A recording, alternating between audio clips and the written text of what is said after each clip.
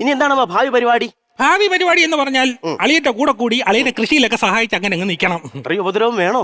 അല്ലെങ്കിലും അങ്ങനെ അളിയാ, മുറ്റത്തെ പുല്ലേക്ക് മണമില്ലല്ലോ. എങ്ങനെ മണം കാണും? നിന്റെ അപ്പനല്ലേ ഡെയിലി എന്റെ മൂട്ടിൽ മൂത്രം ഒഴിക്കണം. എന്നെ പറയിപ്പിക്കാനായിട്ട് ഈ അപ്പൂപ്പ. ഇനി നോക്കിയോ, അപ്പൂപ്പ അവിടെ മൂത്രം ഒഴിച്ചാ വെട്ടും ഞാൻ. മുല്ല എനിക്കൊരു സംശയം. സംശയിക്കണ്ട, മുല്ല മാത്രമേ വെട്ടു. അതല്ലടാ, നീ ഈ ഗൾഫിൽ പോയിട്ട് പൈസ ടിക്കറ്റിനൊക്കെ പൈസ എന്ത് ചെയ്ത്? അതൊരു പരിപാടി ഉണ്ടല്ല. അവരൊരു അറബി ഉണ്ടായിരുന്നു, ഞാൻ അറബിയെ പറ്റിച്ച്. എങ്ങനെ പറ്റി? ഞാൻ പറഞ്ഞു എന്റെ സ്വന്തമായിട്ടൊരു പ്ലെയിൻ ഉണ്ട്, കച്ചവടത്തിന് വെച്ചേക്കാണ്, അഡ്വാൻസ് എന്നാ പ്ലെയിൻ തരാന്ന്.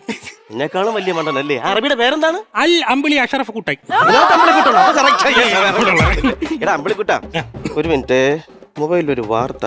10,000 അടി മുകളിൽ പറന്ന വിമാനത്തിൽ നിന്ന് താഴേക്ക് ചാടി മലയാളി യുവാവായ അമ്പിളിക്കുട്ടൻ റെക്കോർഡ് ഇട്ടു. നീയാണെങ്കിൽ ചാടിയായിരിക്കില്ല, എടുത്തെറിഞ്ഞായിരിക്കും. സ്വാഭാവികമല്ലേ? എന്താണ് സംഭവം? അല്ലെ, പ്ലെയിനിൽ ഞാനും പൈലറ്റോട്ട് വിഷയമൊന്നുമില്ല, യാത്രക്കാരുമായിട്ട് വിഷയമില്ലായിരുന്നു. വിഷയം മൊത്തം മറ്റേ അതെനിക്ക് പറയാൻ അറിഞ്ഞോ, ചുമച്ചു വിട്ടത് അവരോട്ടായിരുന്നു. എന്തായിരുന്നു വിഷയം? ഞാനൊരു കുശലം ചോദിച്ചാൽ. എന്താണ് കുശലം ചോദിച്ചത്? കല്യാണം കഴിച്ചതാണോ, എനിക്കൊരു ഉമ്മ എടുത്തൊറ്റ എറി.